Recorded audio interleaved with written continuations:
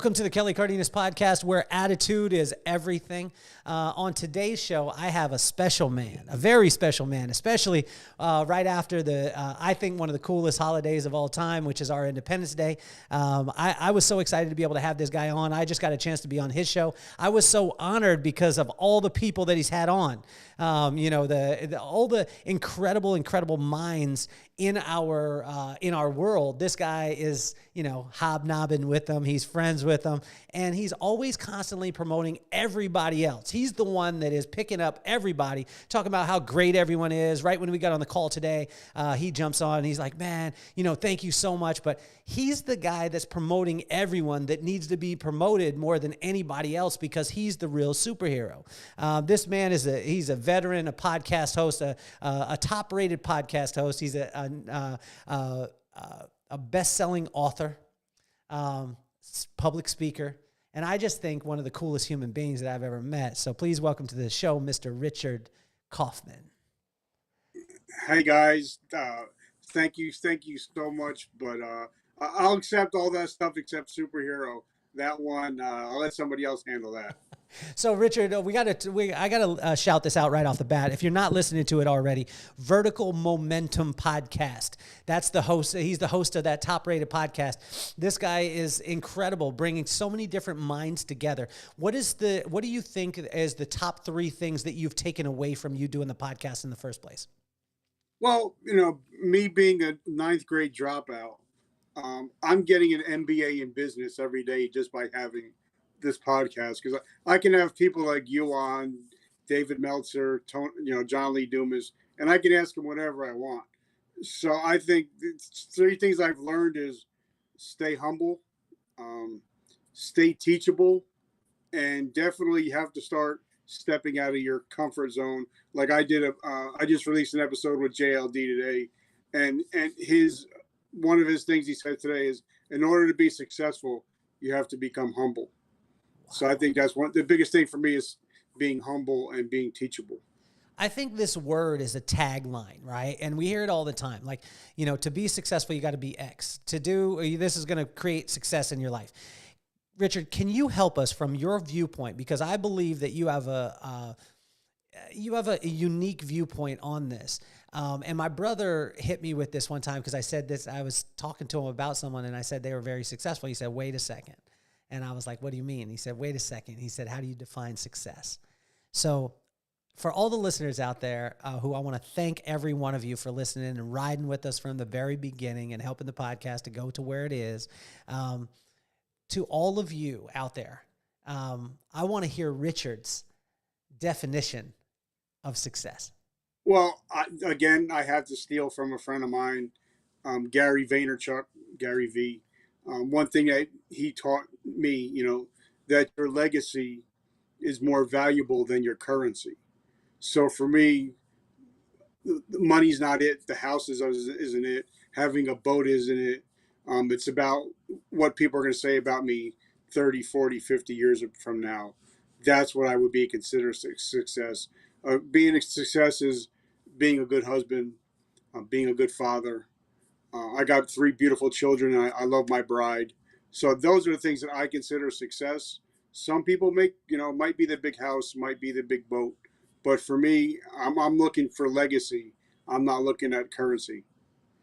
So, Richard, this is the question. This is the $1 billion question because, once you start to fly in these orbits, right? And so when you're talking with Gary Vaynerchuk or you're talking with different people and I get to talk to you, who I believe is one of those ones that's mentioned. And when you're talking about, the David Meltzers of the world, I put the Richard Kaufmans of the world in those realms also. And you don't. And that's the reason why I believe that you're in it is because, you're shaking your head and you stay humble in it. But the question I've always had as a little kid is like, when people told me the house, the boat, the things, the plane, the money, that's not really what matters. What matters is the family, which is amazing. Richard, is there a situation where you could have both?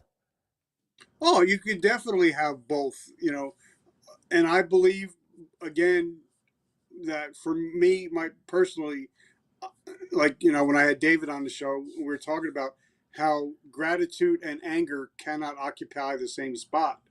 And the more grateful for things that you have in this world, the more the world is going to give you. So it's definitely, you can definitely have both, but it makes, you got to put, for me, I have to put stuff in perspective. You know, what good is it would be for me to have a big boat and a big house and a big car, and then go home at night and sit at the big kitchen table by myself?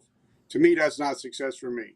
I'd rather, you know, even if I had to scale it down a little bit, maybe not have a big as boat or big a car, but if I were able to spend some time with my family, I think that's what for me is more. I feel more successful if I had that around me instead of just having, you know, the money and the prestige and all that, because all that goes away. You know, because everybody, I tell everybody, you know, you got to stay humble, because even in the chess game, at the end of the game, the pawns and the king go in the same box, same size box at the end of the game. So you got to stay humble. So, Richard, people talk about it too, and I just heard you allude to it, and I want to dive into this two different points. Number one, you said you want to be a good husband. Number two, you said you want to be a good father. Can you give us some actionable items on how to be a better husband from Richard's point of view, and how you've been able to love your bride at a high level? Because again, we hear the 30,000-foot view, right? We hear like you need to be a better husband, but a lot of times guys aren't giving us actionable tasks or things that we can do that will enhance our marriage and enhance that love for our wife. Can you give us some of those? Well, like I said, right before I hopped on, I was actually reading a book my friend got me about being a father. He's a father of three girls, so I'm actually reading a book about that. But I think one of the most important things you can actually do, that an actionable step, is like, you know, like even David said, like, you know, his wife said, okay, either we stay married, or you know, lose your businesses. It's up to you, whatever you want. So obviously they stayed married. But he told me that you have to block out time for your wife, your kids, for grandma. You know, sometimes we're so worried about blocking out times for, you know, meetings and for sales calls, but we don't block out times for our wives and our children, or maybe even just calling grandma at night. So I think that's the most actionable step you can do, is make sure you're blocking out times in your day for the things that are most important. Richard, help me too, because I want to dig even deeper into this. What do we block the time out for? And when we say, like, there's difference between giving advice and just talking about what Richard does. So what do you block the time out for? I mean, you know, is your wife just like, you block it out on the calendar and you guys just stare at each other? I mean, help us, because, you know, I see you as, you know, for my definition of success, like, I see you as one of those examples, right? And so when you block the time off, what is it that you're actually blocking the time off for? I have it where, you know, when because I learned from great people, especially from my friend John. He's a Navy SEAL commander, and he said, you know, your time, you know, your what you do in the morning, what you do in the evening, is what makes you successful or a failure. So for me, like when I get up in the morning, I make sure that the first 15 minutes I'm meditating. I'm not picking up my phone. I'm not talking to anybody, and I just have 15 minutes of gratitude. And then I block out, you know, okay, 6 o'clock, phone shuts off. I'm going to go spend time with my wife, my kids, do things with them. Um, and, and that's what, so I got my on schedule and my off schedule. And a lot of people don't do that. So a lot of times you think you're off, but you know, you're still watching Netflix with your wife, scrolling, scrolling through your phone, you know, and a lot of guys don't take the time to, you know, say if their wife says, hey, Rich, and I used to do it all the time. My wife would say, "Hey, Rich," and I would just be looking. But now I put the phone down if she says something to me. I look into her eyes. I make sure she knows that I'm understanding what she's taking. I'm actively listening. So I think that's very important to, you know, for me, I put my phone away at, like I said, 6 o'clock at night, unless me and my wife, we play phones together on the phones, you know, different games together. But I think if you're on your phone 12, 15 hours a day, eventually it's like when we were growing up, our parents would read the newspaper and you felt like you were being ignored. Now it's the phones. So that's what I do, is I block off certain times to be on, certain times to be off. And Saturdays and Sundays, it's family time. It's rarely that I ever do anything on a Saturday and Sunday, except if it's for family time.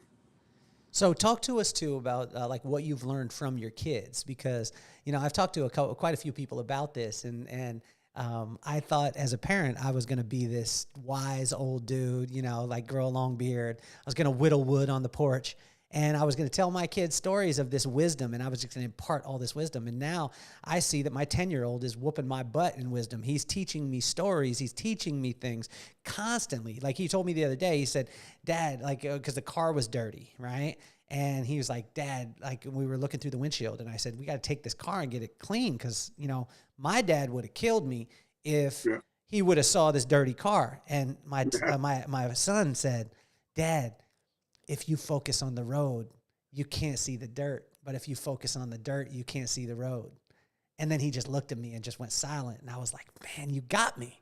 You know what I'm saying? So talk to us about a lesson, a specific lesson that your kids have taught you in the maybe the last weeks or days or even months. Well, I have three beautiful children. I got a 10-year-old daughter. I have a 17-year-old son, and I got a 19-year-old son, soon to be 20.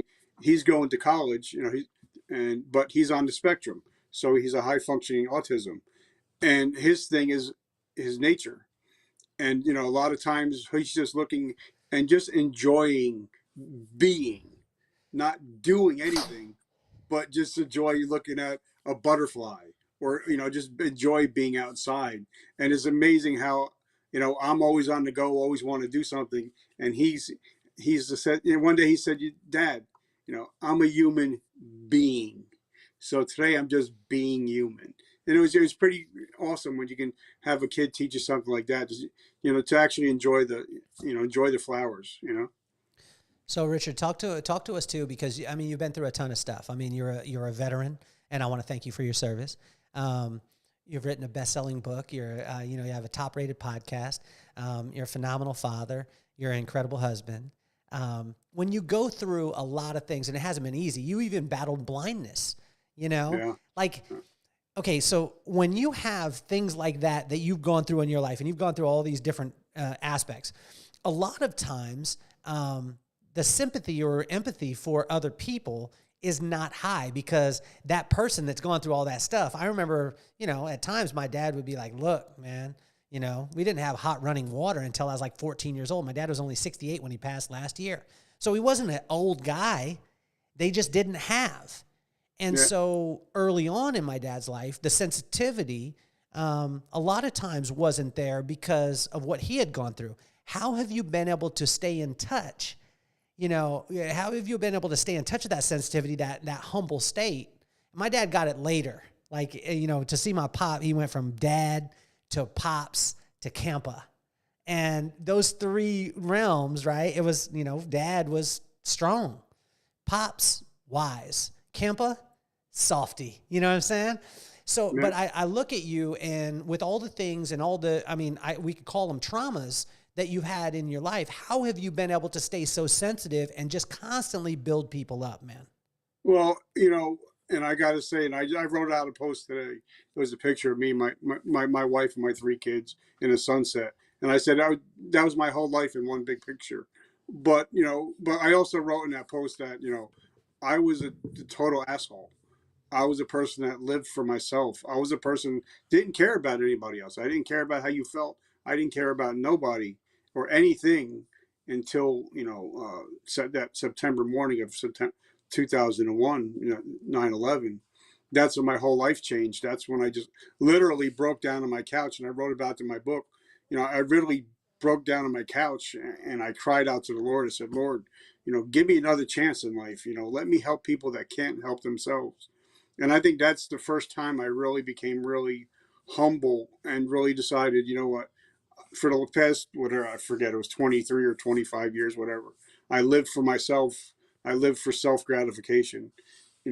From that moment on, that September morning is when I started living for others. And it seems like my life has gotten so much better because I'm not just always thinking about me. Like yesterday, for instance, we went out for we went out for 4th of July barbecue, and everybody's eating. And my best friend says, "Well, why aren't you eating?" So, because I'm waiting for everybody else to eat first. to make sure that they're taken care of, they're fed. And I did that all the time. Even with I won't even eat if my wife hasn't ate yet. I'll wait until she's done. And so that's something that, I've always started, being that way because after September 11th. And that's the way I live my life. I live my life that I'm always trying to pay it forward because I made so many mistakes. And everything I ever did, like great Grant Cardone talks about in his book 10X, that everything is your fault. And once you realize that everything's your fault is when you finally become free. So, all those mistakes I made those 25 years previously, those are all my faults, my fault. So now if I'm successful and becoming successful in life, it's also my fault. So that's the way I live my life. I'm always just trying to, and I always say it, I'm just trying to pay it forward. I'm just trying to be a better man today than I was yesterday. So, Richard, you talk about that time or that switch that goes off. I mean, for you, it was September 11th. Can you talk to the people out there that are waiting for their moment? And, does it have to be some catastrophic? Does it have to be something? And when it happened, was it a complete separation? Like, was Richard, on September 10th, this dude that you said, and I can't imagine you not being a nice guy. I can't imagine that. I would like to meet that dude. But was it September 10th, that guy, and then he died on at midnight, and then just this whole new being came about? And can you talk about that? You alluded to, that grace that you were given. I mean, what about a person out there that's like, come on, Richard, like you still had, like, not all of you died. You still wanted, you know what I'm saying? I mean, like I said, because just a little backstory, where I'm sitting right now, if I go stand on my porch, I'm overlooking where the Twin Towers once stood. Wow. So I knew people that were in the buildings that day, and I was due to be thrown out of the military for the second time at the end of September 2001, and all my shit was all packed up to be given to them so they can throw me out. And as I'm watching the TV, all my shit is over here. And it just hit me that, these soldiers went into the Pentagon that day just to go to work, and they didn't come home. And here I am taking life for granted, taking my military service for granted. And it just, everything, I guess, just mishmashed and everything. It just literally broke me. And, when I went to my next drill, military, I was not the same person. And that's when I sat, and I got there a couple hours early, and I'm like, all right. And I do this with business also. That's why I look up to people like you. You actually inspire me. But I sat down there, and I got there 2 hours early, and I'm like, all right, my way's not working. So who is being successful? What are they doing differently? And that's when I just started following around like a little puppy dog and learning, what the success people do, because success leaves clues. But I really was that asshole back then. And my wife knew me when I was that asshole. And she's like, you're totally different now. I'm looking for ways to bless people. I'm always looking for, if an old lady needs something from the shelf, I'm that guy. And I believe that the more blessings I can give to others, the more blessings I can be. Now, back to your question, I know it's a long-winded answer, but I believe it doesn't have to be a 9/11. It doesn't have to be, a big traumatic event. It could be maybe watching a movie. Like we were watching a show called Life After Death last night. And I just got me thinking, I'm like, wow, sometimes you got to, maybe my mom, because she was an addict and addiction, but she's clean now. But maybe she didn't treat me right because she didn't know any better. And hurt people. So sometimes I think if you could just become more self-aware, I think you'll start seeing the little changes that you might want to make. Or you don't need that big thing. It could be something like your daughter says, "Daddy, how come you're always looking at your phone and you're not playing with me?" It could be something like that. Just try to maybe be a little bit more self-aware and just know what you're when you're sitting around. Listen to what other people are saying, and maybe it might come to you that way. But instead of having to be a big bang, it might be just a soft whisper. Mm. Well, Richard, help me too, because there's one word out there that a lot of people don't talk about. And it's something that, for us, the Hideout, right? So we created the Hideout. It's a 2.5 day, we call it kind of a hybrid retreat mastermind. And we focus on the one thing that fuels everything, which is joy. And people are like, how can you quantify joy? And I said, well, joy is not happiness. Joy is simply looking at your current circumstances and falling in love with them and then watching magic happen. But we have the tendency to lose joy when we get hard charging, when we get, we start to what the world calls success in business. We start to lose that little bit of joy, that thing that my son has. Like, honestly, I watched him go to the airport the other day with me, and we went on a business trip. And we showed up to the airport, and he was like, "Oh my gosh, Daddy, we get to go through security." And I was like, "Yeah, dude, yeah, we got to go through security." And he's like, "Dad, this is so cool. Can you imagine, like, we get to do this and that?" And I was like, "Dude, these are things that I take for granted every single day that I do." But he has this overwhelming joy in him. And he's just in love with this circumstance. And I find that that's the reason why we created the Hideout, is because we wanted men to be able to get back in touch with it. Can you define joy for us and in Richard's, standpoint? And what do you think of it? And how can a person attain it? Yes, I think my dog is the epitome of joy. My wife has a dog. We have a dog. Her name is Ginger. She's 12 years old. And she is just joyful. Where, if you're only gone 3 seconds and you come back in the door, she's happy to see you.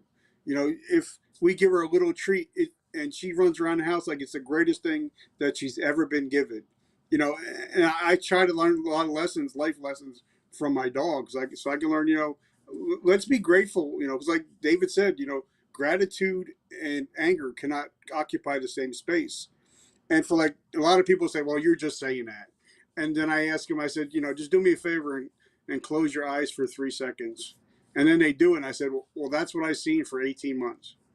So if I just wake up in the morning and my eyes open and I can see, then I'm feeling, joyous and free. And I think that people just need to, or some people should just, have a little bit more gratitude. I think if you have a little bit more gratitude in your life, I think joy automatically comes. If like I was grateful, I came in, it was hot yesterday. I said, Lord, thank you for giving me air conditioning. Stuff like that. Even the stuff we have around us. Some people don't have this stuff. A lot of people don't live the lives that we live, and a lot of us take it for granted until it's taken away from us. Like my vision, I took it for granted until it was taken away from me. My own fault, obviously, but I think that we should just have a little bit more gratitude, because gratitude and joy they walk hand in hand down the street together. So you have one, you have the other. Richard, when you have talk to us too about in business, because I think a lot of times people don't realize or connect the joy component, right?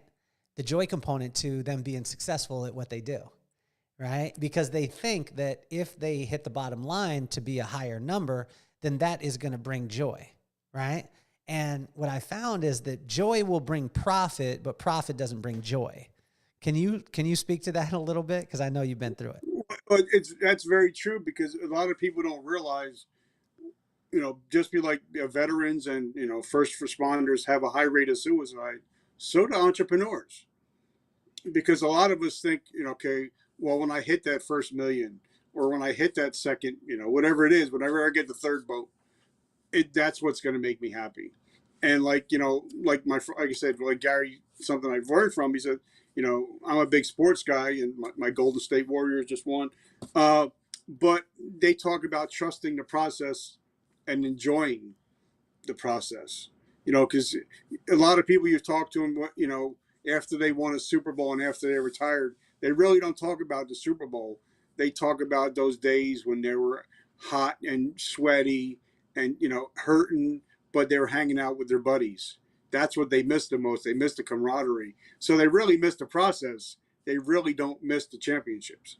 So I think a lot of us really need to start enjoying our day. Like, I know, and this sounds stupid, but it's something that I can find relatable. The other day I was taking out the garbage and it was raining out and I was miserable. Then I just looked around and I'm like, 2 miles from here is where I was living in a car, homeless, eating out of garbage cans. Now I get to take out the garbage from my house. You know what I mean? I think so. A lot of times, if we start in business, if we stop the I have to, change the words to I get to, I think it could be a big difference in our businesses. Richard, talk to us about two things. Number one, talk to us about blindness. I think that this is something that a lot of times people, you know, we take things for granted. Like, well, my dad, right before he passed away, you know, he was like, the one thing that I never realized was so important was my health. He said, because I could control everything in my life.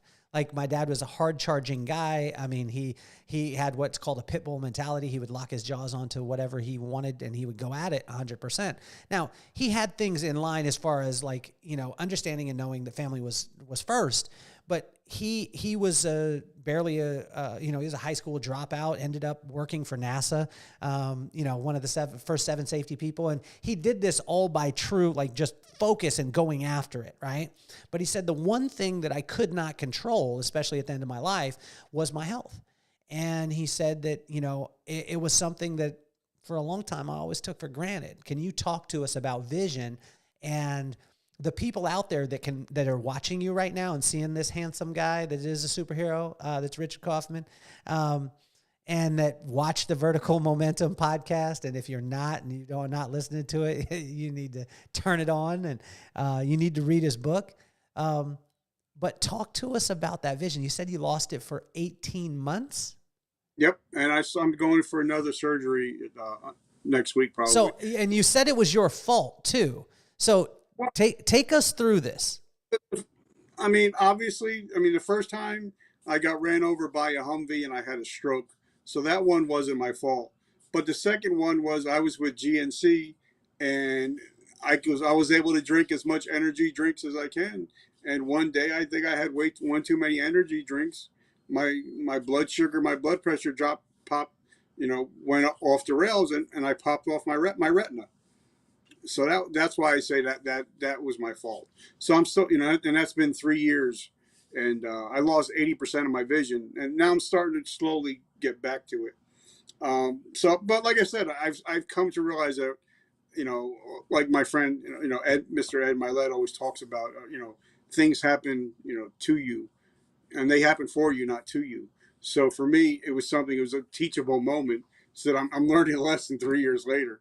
But for me, I talk to everybody. I say, without health, there is no wealth, because it seems that you spend most of your health trying to get wealthy and then spending your wealth trying to stay healthy as you get older.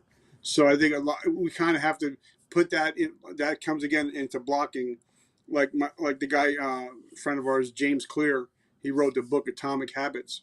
And he talks about you have to block out time for your health, or it will block time out for your health.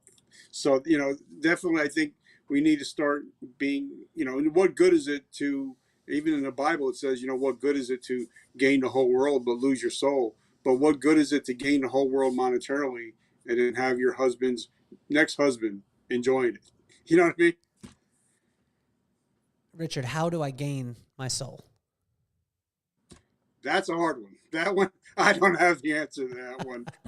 That one, I ain't got. All I can say, just pray, brother, just pray.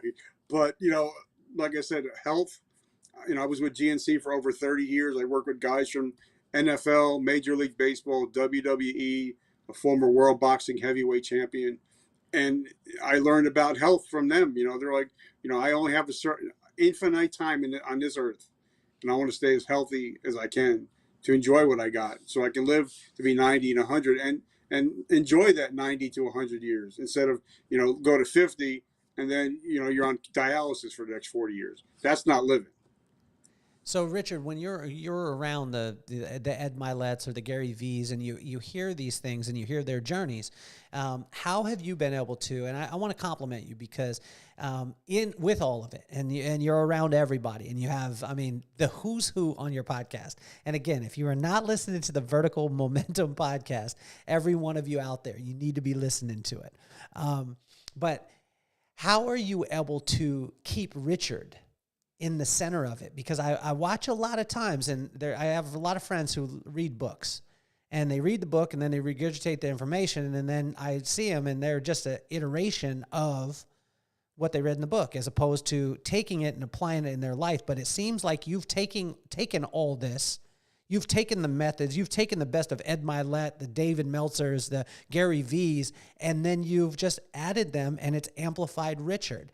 Because this, again, is something that a lot of times people go down rabbit holes and then they become unrecognizable and they're not themselves. They're just a sum of a bunch of different techniques, methods, all those things, but they don't own it. And you seem to own it. How have you been able to do this, and how can someone do that?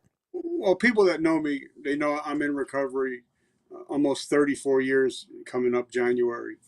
And one thing they talk about in the program is, if you listen to somebody's story, take what you can use and then throw away the rest of it. So what I try to do is, anybody that I look like, people I look up to you, I look up to, Mr. David, Mr. Ed. I look up to these people, and I'm not really worried about, how successful they are. I want to know about their failures, and I want to know how to not repeat their failures, because they say success leaves clues. But like you said, I also want to be me. There's no way that I could be as handsome as Tony and 6'5" as Tony Robbins, or as jacked as Ed Mylett. But I just want to be me. But I want to be a better version of me.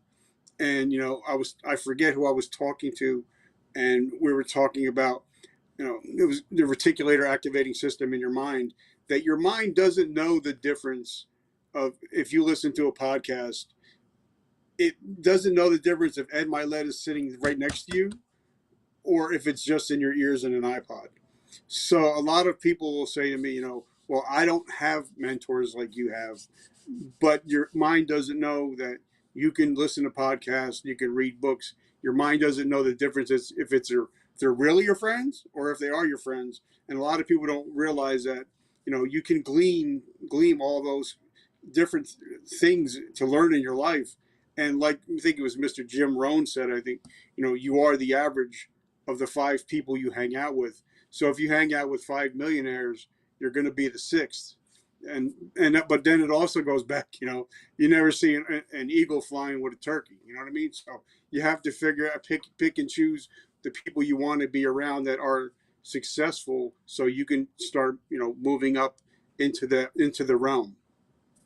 So, Richard, talk to us about homelessness. You said that, 2 blocks or 3 blocks from your house right now, there was a time where you were homeless, eating out the trash can. Yeah. Talk to us not only about that journey, but also, too, I would love to know, because I guess the closest thing that I've ever been, well, I've been kind of close in a couple times, but I remember the closest that I can remember was I was in Paris. We got a train down to San Rafael.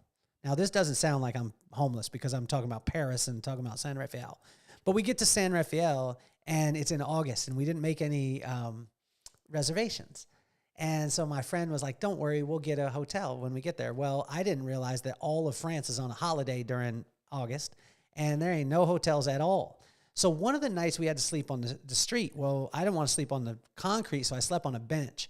And I had a backpack on, and I look like I do. If you're watching right now, or if you know me, you know what I look like. Me laying on a bench in public doesn't fare too well. And a person walked up to me and they were like, hey, can you take a picture? And they spoke French, but I understood picture. I said yes. And I went to, take a picture for them. And they were like, no, we want my friend to be in the picture with you. So I was that homeless dude on the bench sleeping that's in somebody's, but that's the closest. And I wanted to tell the people, because they couldn't understand my words, I wanted to tell them I have a job. Like, I have a home in America, but none of that mattered because I couldn't communicate it. But it was this lonely feeling, and it was just for a second. And I can't imagine what it would feel like to actually be in that situation. Can you take us into the mind and to the emotional state and the things that you went through during that time? Well, now, like I said, everything is my fault. So, but now I'm probably the only guy you're ever going to get talked to. That my behavior was so bad, I got thrown out of a crack house. That's how bad my behavior was. But in this time that I'm homeless, I'm making, now this is back in 1980, 88, 89. I'm making over $1,000 a week cash. I have a job, and I would just, I'd survive through the week, ration my alcohol money. I was living in my car. And then, I get paid on a Friday, get drunk or get hammered or get high, and I would get rolled, and my money would be gone, and I'd have just enough to survive and put gas in the car for another week. And I lived that way for about 12 to 18 months. So I had money, but it was just my addiction was so bad that, I couldn't fault my parents for not taking me in, because, they're trying to do the right thing and try to, having a marriage and all that. And, my friends, they had jobs. They partied on, like they would party on a Friday and a Saturday. And for me, it's Sunday night. I'm still ready to party. So it was all my fault. But being homeless, it's weird, because you feel like you're no longer part of this world. Like I remember, and I talk about it every Christmas. One Christmas, I was actually eating uh, in a crack house. I was heating my dinner up on a hot plate, and I didn't know what I was going to be eating, because the store used to throw away they used to rip off the labels of the cans and throw them in a dumpster. And I would be like, oh, what am I eating today? I mean, whatever I'm eating is a surprise. So I'd open up the can and cook it on a hot plate. And like I said, but being homeless, and you're like, wow, mom and dad it's Christmas Eve, they're having fun with the family. And here I am in my own addictions. So a lot of times you feel sorry for yourself, then you feel mad, and then you feel sorry for yourself. So you just get hammered, and it's just a continuous cycle. But now, I also had a lot of ADHD problems and a lot of mental health issues. So there's a lot of different reasons why people are homeless. So a lot of times when I see a homeless person, the first thing I think about is could be an addict. But then a lot of people don't realize how many veterans are homeless. So it depends on the person, but homelessness is no joke, and a lot of them people is because they're suffering with mental issues, and I think that's what needs to be resolved, is the mental health issues. So talk to us too about the alcoholism. I dealt with it in my family, and whether it be the alcoholism or the drug abuse. Talk to us about the guilt that comes with that, because I think a lot of times people don't realize that, they like a person who's maybe not drinking or doesn't have a challenge with it. They're like, what, it's just simple. You drink, get messed up, things get messed up. Just stop drinking, everything will be fine. But they're not dealing with the fact that this overwhelming guilt that I've seen, where maybe when they were drinking, they did a certain thing, and then they get down on themselves so hard that they need to cope with that. So then they add more alcohol to it. Then they do things that they shouldn't be doing, and then they feel bad about it. So they need to add alcohol or add drugs to it. Can you talk to us about the guilt part of it, and how we now maybe that aren't suffering with it could be a little bit more sensitive, and how we can communicate with the person who's going through it? Well, first of all, one thing, I'm working on my TED Talk now. I'm working on getting that together. And what I'm going to be talking about is called the 3 pillars of forgiveness. And a lot of it is taught me from AA and NA, so it's not original. But I tell everybody, I can turn your life around in 90 days. You got to do the work, but I can turn it around in 90 days. And the 3 pillars of forgiveness are: one, you have to forgive anybody that's ever hurt you. And that's not easy to do, but you could forgive, but you don't have to forget. Second of all is ask for people that you've hurt for their forgiveness and try to make amends. And the third part, what I think you're talking about, is forgive yourself. Mm. And a lot of people, like I said, I've hurt so many people in my past, and I try to make amends. That's why I try to do, whatever I can do to make, to put karma out there. And a lot of times we don't forgive ourselves. And for me, it's kind of like, if you think about a treadmill, if you have a person that's walking on a treadmill and their baggage is already full, and then you keep on thinking about guilt stuff, and you just keep on putting stuff in the baggage, you're eventually going to stop walking, because you're not going to be able to, keep that weight anymore. But what happens if you start forgiving? You forgive somebody, you forgive yourself, and you start pulling the blocks out. All of a sudden, that pack is empty and you're free and you can able to run on the treadmill. So a lot of us, I think, have to use the 3 pillars of forgiveness to start living, a life. Because once you're free of judgment, the whole world is open to you. You know what I'm trying to say? Absolutely. So help me too, because what can a family member do or a friend do when someone's suffering? Because again, I think that we go to the simplistic part. You know what? Drinking is a problem. You just need to stop drinking. And then I realized, I remember one time my pop, I had a person in my life that was drinking really heavily, and they would show up to my house or I'd go over to their house, and they would always have, a ton of beer, right? So they would either come home with a 12-pack or 6-pack or whatever it was. And I got to a point, and I remember calling my pop, and I was like, man, I'm just struggling. I just can't hang out anymore because every time it is. And he said, son, I'm going to tell you something that's going to make you really uncomfortable. And I said, what is it? And he said, I would suggest, and I paused with this because it was hard for me to even understand at the time. But he said, you know what, the best thing that you could do is, buy a 12-pack and go over to their house. And I was like, wait a second, I'm going to be giving in to that addiction. And he said, no, you're going to meet them where they're at. And what I found was when I did, and I didn't come in with judgment and I didn't come in trying to fix, then that person started to open up to me on the reasons why they were drinking in the first place. But what are some from your side, because you dealt with you were on the side of addiction, you had addiction and battled with that. What do you wish that your family members or your friends would have said, would have done, or, could have done during that time? Honestly, I don't think anything, I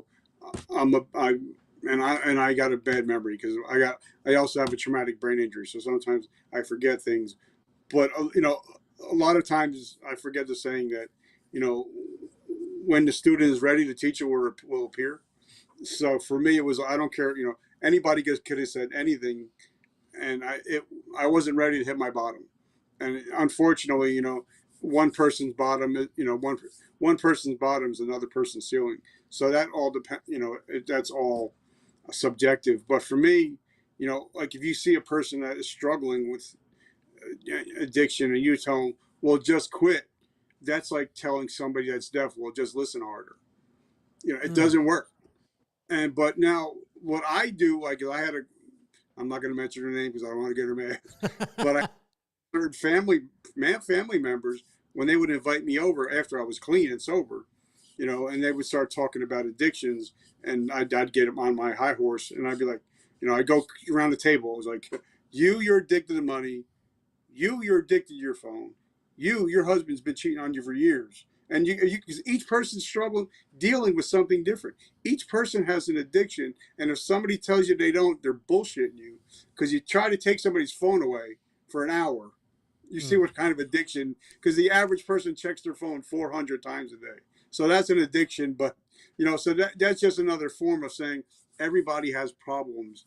And I think the best way, I would say, if somebody's got a family member that's struggling, go in there with that mindset of, if a person had cancer, are you going to make them feel bad because they have cancer?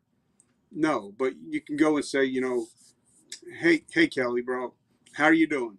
And of course, Kelly's going to give me that, I'm all right, bro. But then that's when you need to go and ask the second and third level questions. How are you really doing? And then just shut up. You're not there to solve a problem. You might be there just for them to listen, cry on your shoulder, and you got an earful. And I tell everybody, if you ever get in touch with me, I'll be on the phone with you for hours because I'd rather hear your bullshit than your eulogy.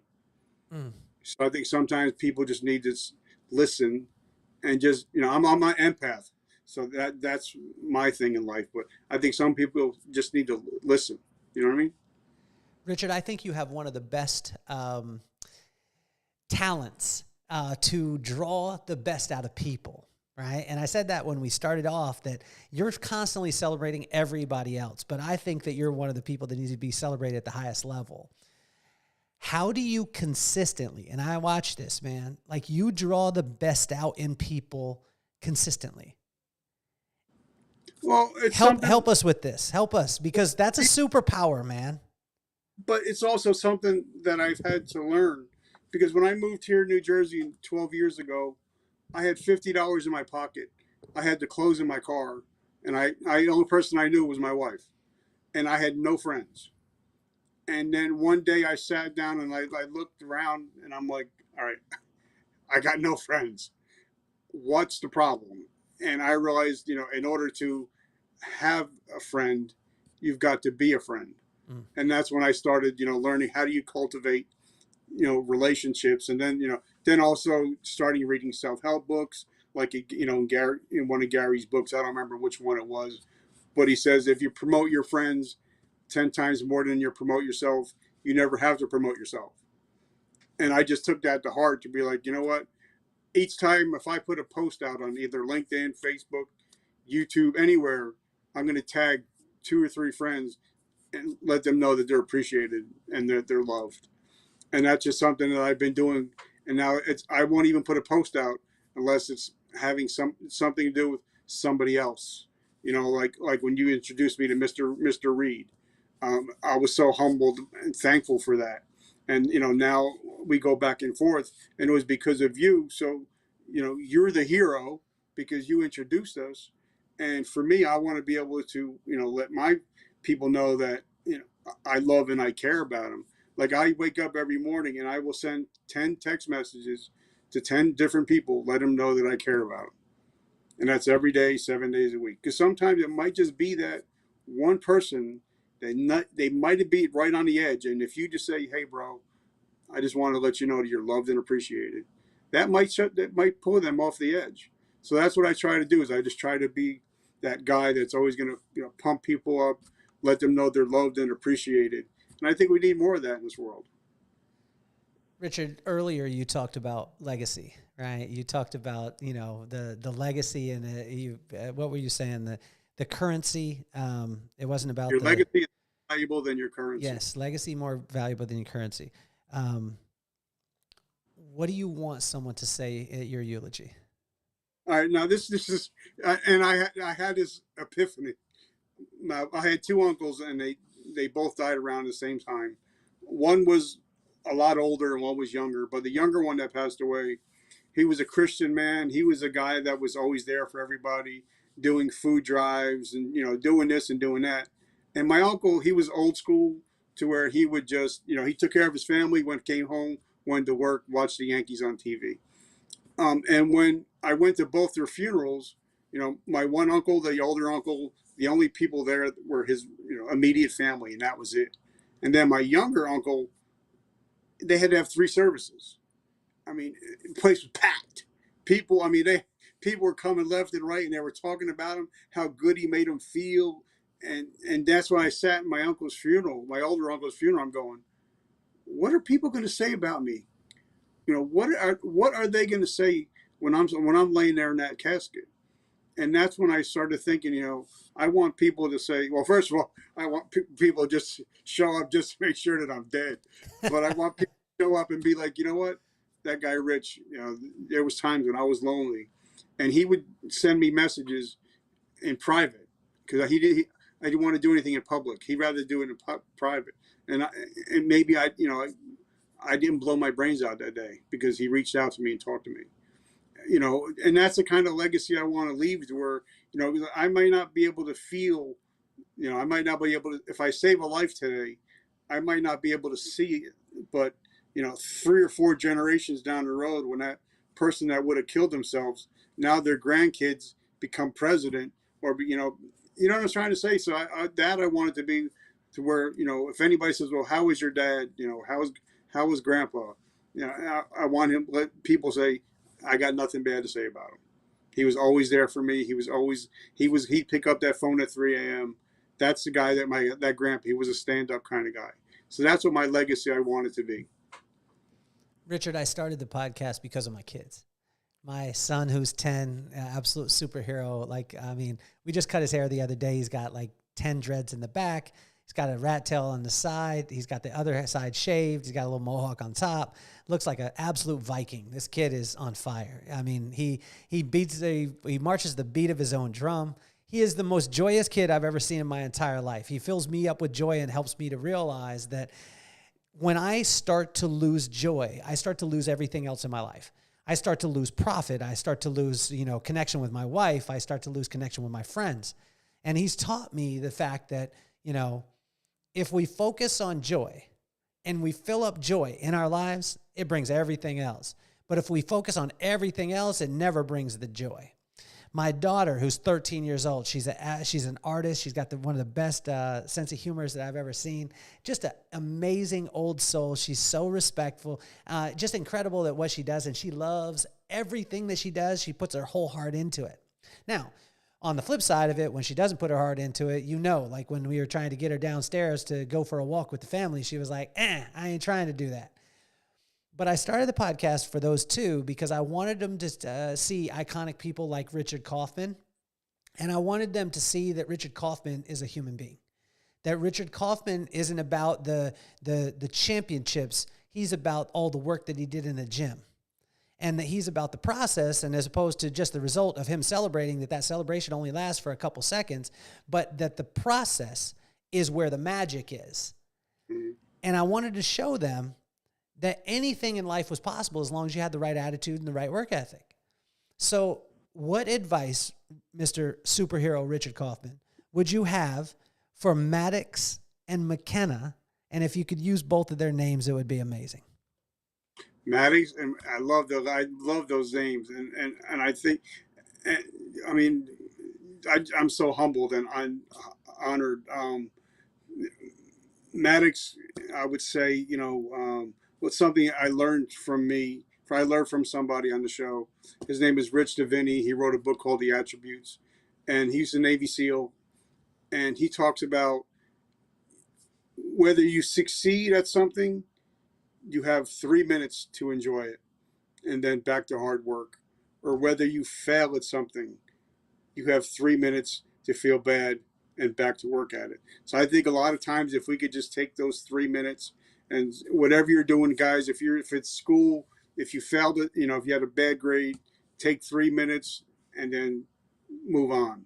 Because a lot of times you're going to get stuck and say, oh, I got a C, and then the whole day is going to be shot. So if you have something going on, whether it's school, relationships, whatever, if you're doing good, and if if you win at something, enjoy it for 3 minutes. If you lose at something, you can be down, but you can only be down for 3 minutes. So if you guys use the 3-minute rules, you guys are going to be successful in life, in business, whatever you guys do. And your dad is truly amazing. Richard, I want to tell you how much I appreciate you for being on the show and your wisdom, who you are. For all of you out there that are listening to the show, that are watching the show, and that have supported us from the very beginning, I want to thank you. I want to thank you for helping us to be able to get to in the top 1% globally as far as podcasts. I want to thank you for just supporting us, for listening, for sharing, for doing all those things. I'm going to ask you, every one of you, to do something today, and I want you to share this episode. I want you to share this episode with someone who needs it, someone who Richard was talking about that maybe was on the brink. Maybe they're struggling with alcohol. Maybe they're struggling with drugs. Maybe they're in a place where their mental health is in a place where they're needing that little bit of shift. I'm going to ask you not only share this, but I'm going to ask you to have them get in touch with the Vertical Momentum podcast because it's making a difference in this world. Now's the time where you need to click all the links, check all the sponsors, and I want to list a couple of them off because I want to thank them so much. Samaritan's Feet. Samaritan's Feet was started by Manny Ahomey. This man started off his life with no shoes and now has put shoes on over 10 million kids throughout the world. This guy is absolutely phenomenal. Number 2 is Michael Mina. Michael Mina, I think, has the greatest restaurants in the world, and if you haven't experienced it, it's a completely different level of service when you go into the Michael Mina restaurants. Cardenas Law Group. It's a boutique law firm, and I tell you, there's nothing like having someone that's on your side that's the absolute best at what they do. This one was a big one. One of my friends introduced me to it. It's called Squeeze Dried. And for all of you who can't eat all your vegetables and your fruits in one day, you can by using Squeeze Dried. It's just a little stick. You drop it into your water. You don't even have to worry about anything at all. And the last one, guys, is Finley Volvo in Las Vegas. And I tell you, if you want to have a completely different experience as far as not only buying a car, but having someone sometimes tell you not to buy that car because it's not the best thing for you. Jim DiGiulio at Volvo of Las Vegas Finley Volvo of Las Vegas is, I mean, the best in the business. And I guess last but not least is Solo, like with your social media. When you need just one click, Solo for social media has changed my entire life. As opposed to sending out 50 different links, I just got one link. It's Solo, and I tell you, it's been absolutely tremendous. So I want each and every one of you to check out the sponsors because they've been riding with us since the absolute beginning. It's given us opportunity to be able to have people like the Richard Kaufmans on the show. And I want to thank you, Richard, because who you are, not what you do, man. I mean, what you do is phenomenal with the podcast, with writing, with all those things, but who you are as a father, who you are as a husband, and who you are as a human being. Not saying I did all this stuff, I've got all these friends and I'm the greatest, but you just are promoting every single other person and telling them they're the greatest, man. Yeah. And I mean, I tell you, you have exceeded expectation today. I can't wait to have you on the show more, man. And you have just been absolutely phenomenal. Well, I'm truly grateful and humbled. And like, I don't know if you guys can see my shirt, but my t-shirt says, "Today I decide." So, and what that means is that those are the three most important words in the English language. Today I decide. So you have a choice. You don't have to be the same person when you go to bed tonight as the same person that woke up this morning. You can make that decision to change. It's up to you to make that decision. So today I just want to say, if you're struggling with something, just please make that decision to not become a statistic and to get some help. Richard, you have been absolutely phenomenal, man. I want to thank you so much for being on the show, and thank you for being such a phenomenal human. And thank you for allowing me to force you to be my friend for the rest of your life, man. You can't get rid of me. I'm going to be around in your life. You're going to be around in my life. And I want to thank you so much for taking time away from your family, from your friends, from your business, to be able to take the time on the show here today. And again, check out the Vertical Momentum podcast with Richard Kaufman. He is exactly who he claims to be, and even more. And I want to thank you for that, my man. And I just appreciate you at the highest level. So you're officially off the hot seat.